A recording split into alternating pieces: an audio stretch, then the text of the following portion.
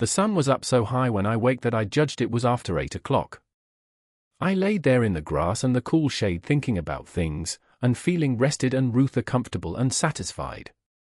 I could see the sun out at 1 or 2 holes, but mostly it was big trees all about, and gloomy in there amongst them. There was freckled places on the ground where the light sifted down through the leaves, and the freckled places swapped about a little, showing there was a little breeze up there. A couple of squirrels sat on a limb and jabbered at me very friendly. I was powerful lazy and comfortable, didn't want to get up and cook breakfast. Well, I was dozing off again when I thinks I hears a deep sound of boom, the way up the river. I rouses up, and rests on my elbow and listens. Pretty soon I hears it again. I hopped up, and went and looked out at a hole in the leaves, and I see a bunch of smoke laying on the water a long ways up, about abreast the ferry. And there was the ferryboat full of people floating along down. I knowed what was the matter now. Boom! I see the white smoke squirt out of the ferryboat side. You see, they was firing cannon over the water, trying to make my carcass come to the top. I was pretty hungry, but it warn't going to do for me to start a fire, because they might see the smoke. So I sat there and watched the cannon smoke and listened to the boom. The river was a mile wide there, and it always looks pretty on a summer morning, so I was having a good enough time seeing them hunt for my remainders if I only had a bite to eat. Well, then I happened to think how they always put quicksilver in loaves of bread and float them off, because they always go right to the drowned carcass and stop there. So, says I, I'll keep a lookout, and if any of them's floating around after me I'll give them a show. I changed to the Illinois edge of the island to see what luck I could have, and I warn't disappointed. A big double loaf come along, and I most got it with a long stick, but my foot slipped and she floated out further. Of course I was where the current set in the closest to the shore, I knowed enough for that. But by and by along comes another one, and this time I won. I took out the plug and shook out the little dab of quicksilver, and set my teeth in. It was baker's bread, what the quality eat, none of your low-down corn pone. I got a good place amongst the leaves, and sat there on a log, munching the bread and watching the ferryboat, and very well satisfied. And then something struck me. I says, now I reckon the widow or the parson or somebody prayed that this bread would find me, and here it has gone and done it. So there ain't no doubt but there is something in that thing, that is, there's something in it when a body like the widow or the parson prays, but it don't work for me, and I reckon it don't work for only just the right kind. I lit a pipe and had a good long smoke, and went on watching. The ferryboat was floating with the current, and I allowed I'd have a chance to see who was aboard when she come along, because she would come in close, where the bread did. When she'd got pretty well along down towards me, I put out my pipe and went to where I fished out the bread, and laid down behind a log on the bank in a little open place. Where the log forked I could peep through. By and by she come along, and she drifted in so close that they could have run out a plank and walked ashore. Most everybody was on the boat. Pap, and Judge Thatcher, and Bessie Thatcher, and Joe Harper, and Tom Sawyer, and his old Aunt Polly, and Sid and Mary, and plenty more. Everybody was talking about the murder, but the captain broke in and says, "Look sharp, now, the current sets in the closest here, and maybe he's washed ashore and got tangled amongst the brush at the water's edge." I hope so, anyway. I didn't hope so. They all crowded up and leaned over the rails, nearly in my face, and kept still, watching with all their might. I could see them first rate, but they couldn't see me. Then the captain sung out, "Stand away," and the cannon let off such a blast right before me that it made me deaf with the noise and pretty near blind with the smoke, and I judged I was gone. If they'd had some bullets in, I reckoned they'd have got the corpse they was after. Well, I see I warn't hurt, thanks to goodness. The boat floated on and went out of sight around the shoulder of the island. I could hear the booming now and then, further and further off, and by, after an hour, I didn't hear it no more. The island was 3 miles long. I judged they had got to the foot, and was giving it up. But they didn't yet a while. They turned around the foot of the island and started up the channel on the Missouri side, under steam, and booming once in a while as they went. I crossed over to that side and watched them. When they got abreast the head of the island, they quit shooting and dropped over to the Missouri shore and went home to the town. I knowed I was all right now. Nobody else would come hunting after me. I got my traps out of the canoe and made me a nice camp in the thick woods. I made a kind of a tent out of my blankets to put my things under so the rain couldn't get at them. I catched a catfish and haggled him open with my saw, and towards sundown I started my campfire and had supper. Then I set out a line to catch some fish for breakfast. When it was dark I sat by my campfire smoking, and feeling pretty well satisfied, but by and by it got sort of lonesome, and so I went and sat on the bank and listened to the current swashing along, and counted the stars and drift logs and rafts that come down, and then went to bed. There ain't no better way to put in time when you are lonesome. You can't stay so, you soon get over it. And so for 3 days and nights. No difference, just the same thing. But the next day I went exploring around down through the island. I was boss of it, it all belonged to me, so to say, and I wanted to know all about it, but mainly I wanted to put in the time. I found plenty strawberries, ripe and prime, and green summer grapes, and green raspberries, and the green blackberries was just beginning to show. They would all come handy by and by, I judged. Well, I went fooling along in the deep woods till I judged I warn't far from the foot of the island. I had my gun along, but I hadn't shot nothing, it was for protection, thought I would kill some game nigh home. About this time I mighty near stepped on a good-sized snake, and it went sliding off through the grass and flowers, and I after it, trying to get a shot at it. I clipped along, and all of a sudden I bounded right onto the ashes of a campfire that was still smoking. My heart jumped up amongst my lungs.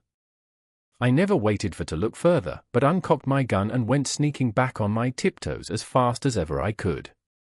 Every now and then I stopped a second amongst the thick leaves and listened, but my breath come so hard I couldn't hear nothing else. I slunk along another piece further, then listened again, and so on, and so on. If I see a stump, I took it for a man. If I trod on a stick and broke it, it made me feel like a person had cut one of my breaths in two and I only got half, and the short half, too. When I got to camp I warn't feeling very brash, there warn't much sand in my craw, but I says, this ain't no time to be fooling around. So I got all my traps into my canoe again so as to have them out of sight, and I put out the fire and scattered the ashes around to look like an old last year's camp, and then clumb a tree. I reckon I was up in the tree 2 hours, but I didn't see nothing, I didn't hear nothing, I only thought I heard and seen as much as 1,000 things. Well, I couldn't stay up there forever, so at last I got down, but I kept in the thick woods and on the lookout all the time. All I could get to eat was berries and what was left over from breakfast. By the time it was night I was pretty hungry. So when it was good and dark I slid out from shore before moonrise and paddled over to the Illinois bank, about 1/4 of a mile. I went out in the woods and cooked a supper, and I had about made up my mind I would stay there all night when I hear a plunkety-plunk, plunkety-plunk, and says to myself, horses coming, and next I hear people's voices. I got everything into the canoe as quick as I could, and then went creeping through the woods to see what I could find out. I hadn't got far when I hear a man say, "We better camp here if we can find a good place, the horses is about beat out. Let's look around." I didn't wait, but shoved out and paddled away easy. I tied up in the old place, and reckoned I would sleep in the canoe. I didn't sleep much. I couldn't, somehow, for thinking. And every time I waked up I thought somebody had me by the neck. So the sleep didn't do me no good. By and by I says to myself, I can't live this way, I'm going to find out who it is that's here on the island with me, I'll find it out or bust. Well, I felt better right off. So I took my paddle and slid out from shore just a step or two, and then let the canoe drop along down amongst the shadows. The moon was shining, and outside of the shadows it made it most as light as day. I poked along well onto an hour, everything still as rocks and sound asleep. Well, By this time I was most down to the foot of the island. A little ripply, cool breeze begun to blow, and that was as good as saying the night was about done. I give her a turn with the paddle and brung her nose to shore, then I got my gun and slipped out and into the edge of the woods. I sat down there on a log, and looked out through the leaves. I see the moon go off watch, and the darkness begin to blanket the river. But in a little while I see a pale streak over the treetops, and knowed the day was coming. So I took my gun and slipped off towards where I had run across that campfire, stopping every minute or two to listen. But I hadn't no luck somehow, I couldn't seem to find the place. But by and by, sure enough, I catched a glimpse of fire away through the trees. I went for it, cautious and slow. By and by I was close enough to have a look, and there laid a man on the ground. It most give me the fantods. He had a blanket around his head, and his head was nearly in the fire. I sat there behind a clump of bushes, in about 6 foot of him, and kept my eyes on him steady. It was getting grey daylight now. Pretty soon he gapped and stretched himself and hove off the blanket, and it was Miss Watson's Jim. I bet I was glad to see him. I says, "Hello, Jim," and skipped out. He bounced up and stared at me wild.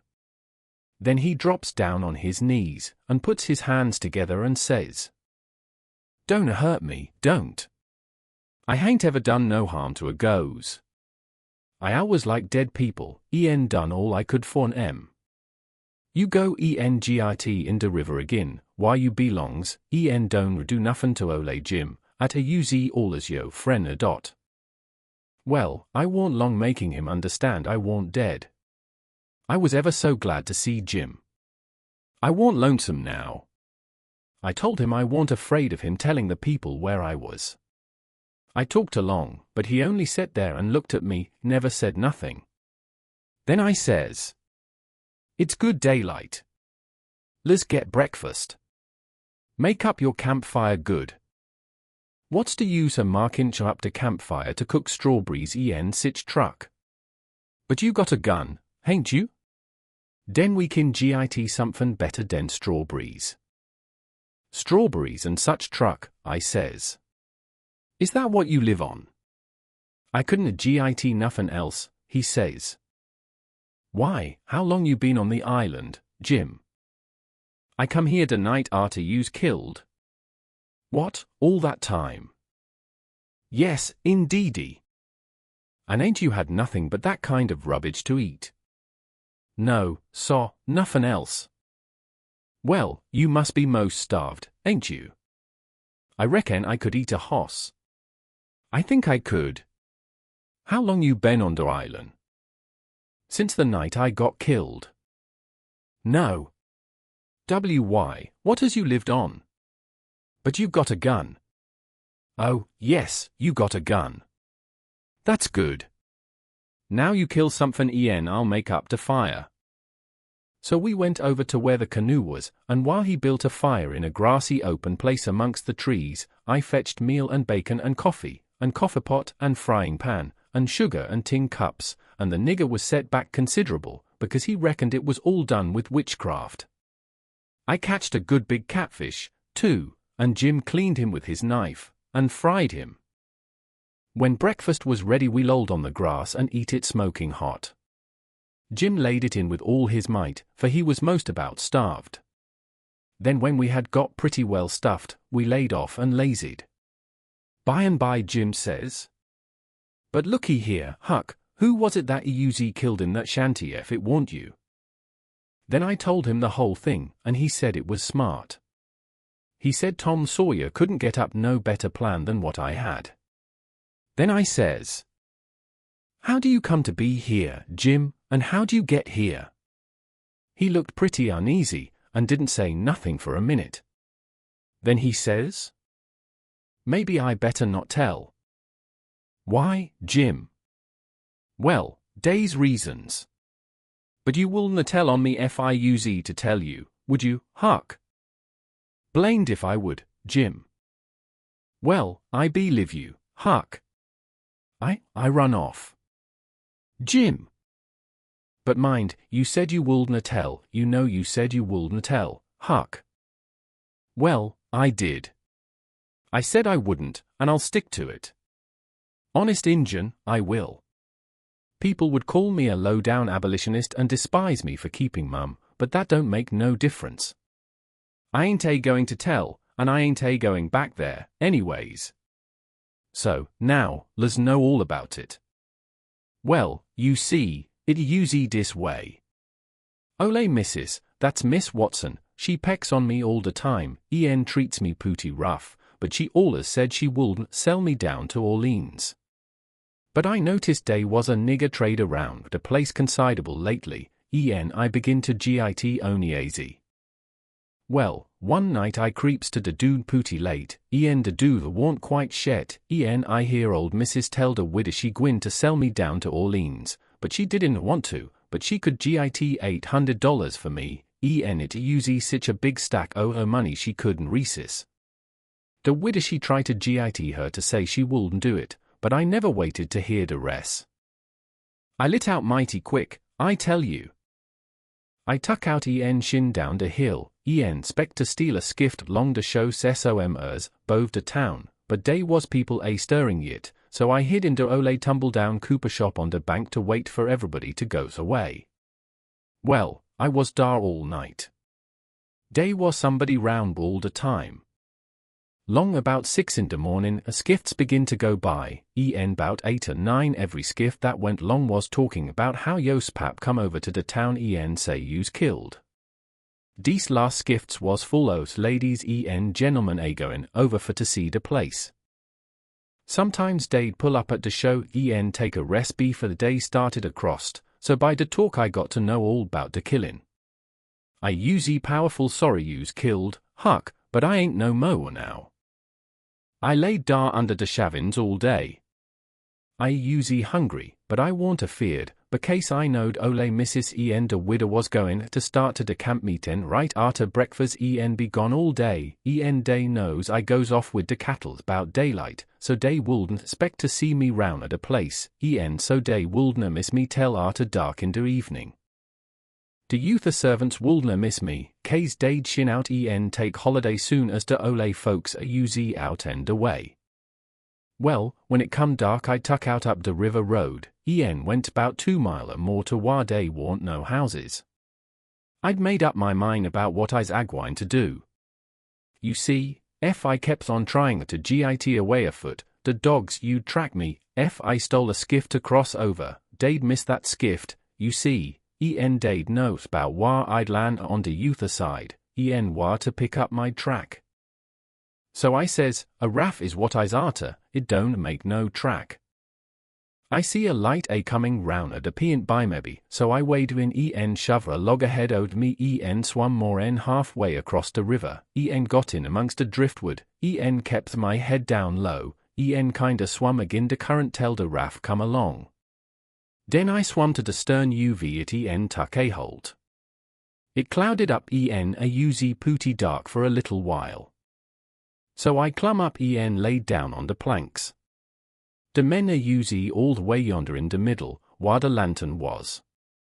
De river was risen, day was a good current, so I reckoned at Byforth in de morning I'd be 25 mile down de river, den I'd slip in G's before daylight swim asho, take to de woods on de Illinois side. But I didn't have no luck.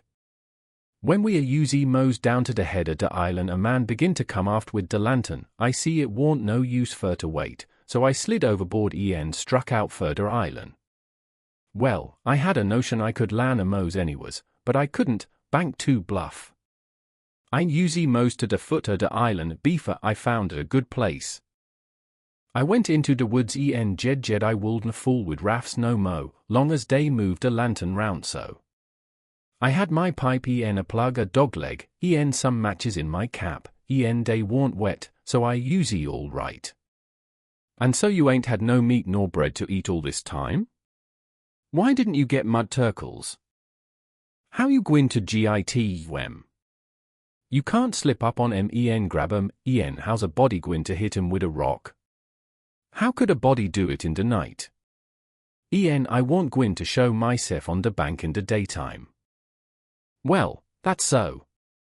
You've had to keep in the woods all the time, of course. Did you hear him shooting the cannon? Oh, yes. I know day was arter you. I see him go by here, watched him through the bushes. Some young birds come along, flying a yard or two at a time and lighting. Jim said it was a sign it was going to rain. He said it was a sign when young chickens flew that way, and so he reckoned it was the same way when young birds done it. I was going to catch some of them, but Jim wouldn't let me. He said it was death. He said his father laid mighty sick once, and some of them catched a bird, and his old granny said his father would die, and he did. And Jim said you mustn't count the things you are going to cook for dinner, because that would bring bad luck. The same if you shook the tablecloth after sundown. And he said if a man owned a beehive and that man died, the bees must be told about it before sunup next morning, or else the bees would all weaken down and quit work and die. Jim said bees wouldn't sting idiots, but I didn't believe that because I had tried them lots of times myself, and they wouldn't sting me. I had heard about some of these things before, but not all of them. Jim knowed all kinds of signs. He said he knowed most everything. I said it looked to me like all the signs was about bad luck, and so I asked him if there weren't any good luck signs. He says, mighty few, and a day ain't no use to a body. What do you want to know when good luck's a coming for? Want to keep it off. And he said, if you's got hairy arms en a hairy brace, it's a sign that you's agwine to be rich. Well, day's some use in a sign like that, case it's so for ahead. You see, maybe you's got to be po for long time fust, so you might git discourage kill Yosef if you didn't know by the sign that you gwin to be rich by maybe. Have you got hairy arms and a hairy breast, Jim? What's the use to ask that question? Don't you see I has? Well, are you rich? No, but I been rich onct, and gwin to be rich again. Onct I had $14, but I tucked a speculat en got busted out. What did you speculate in, Jim? Well, fust I tackled stock. What kind of stock? Why, livestock, cattle, you know. I put $10 in a cow. But I ain't gwin to resk no most money in stock. The cow up died on my hands. So you lost the $10? No, I didn't lose it all. I only lost about 9 of it. I sold a hide taller for $1 10 cents. You had $5.10 left. Did you speculate any more? Yes. You know that one-legged nigger that belongs to old Mr. Bradish? Well, he sot up a bank, say anybody that put in $1 would git for the dollars mo trat de a de year. Well, all the niggers went in, but they didn't have much. I was the only one that had much. So I stuck out for mo dan for the dollars, I said if I did in a git I'd start a bank myself. Well, of course that nigger want to keep me out of the business, but case he says they want business enough for 2 banks, so he say I could put in my $5 he pay me 35 at the end of the year. So I done it. Then I reckon I'd insta $35 right off keep things moving. They was a nigger named Bob that had catched a wood flat, his master didn't know it, I bought it off him told him to take the $35 when the the year come, but somebody stole the wood flat that night, next day the one-legged nigger say the bank's busted.